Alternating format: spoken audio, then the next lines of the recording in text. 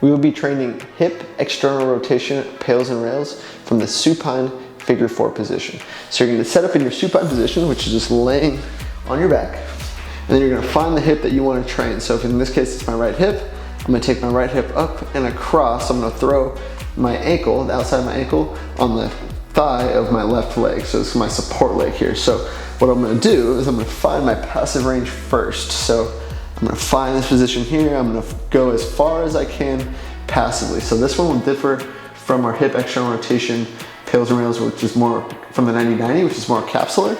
This is going to be more, we call lateral glute fascia, kind of everything on the outside of this hip. Both are great options to train. You may need to train one more than the other depending on your body, right? So from here, I know I'm not going to be able to lift actively, lifting my ankle off of my thigh here because this is my passive end range.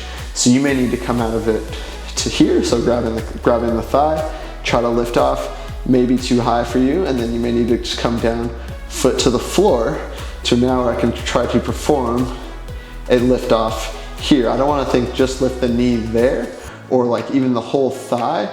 I want to try to imagine that I'm keeping this knee here and I'm trying to externally rotate, trying to pull my ankle off of the thigh, right? It's impossible to truly get full ankle, no knee rotation. You're definitely going to get this whole leg coming with you, but you want to just try to focus as much of the tension lifting the ankle off the thigh versus lifting the whole leg to the chest. One is not better than the other. Just lifting the ankle is going to target a little bit more hip external rotation. Okay, so from here, once you find your position, and maybe here, if you find you can't get your leg off, you may need to just continue walking out and then performing some practice reps, some tester reps to find how far do I need to be where I can get my whole leg off of that support leg.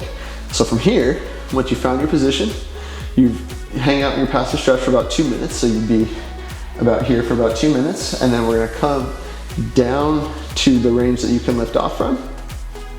And then I'm gonna perform my PAILs contraction, which will be driving my ankle, the outside of my ankle, into my support leg. So I'm driving the ankle into that thigh. I'm building up the contraction up to 100% for the first 10 seconds.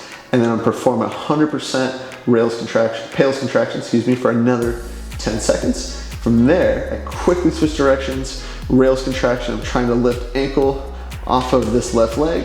I'm gonna hold max effort, again, trying to keep the knee here, trying to pull ankle towards the same side shoulder for 15 seconds, and then I just set back down. If you wanna walk the foot up a little bit, if you found you're able to get your ankle way off the leg, come up just a little bit.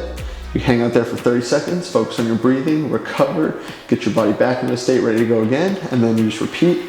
PAILs contraction, driving down, building up to 100% for the first 10 seconds, max effort for another 10 seconds. Rails contraction, 100% effort, trying to pull ankle away from that support leg for 15 seconds, and then you can relax for another 30 seconds to 2 minutes and repeat for a total of 3 rounds. So again, we're just here, PAILs contraction, driving down, trying to rotate my ankle into that thigh for 10 seconds, building up to 100% effort, contraction, driving down again, and then rails, pull away, 15 seconds max effort, and then relax. So you relax for 30 seconds, up to 2 minutes. You repeat for another 2 to 3 rounds total. So that is hip external rotation, PAILs and rails from the supine figure 4 position.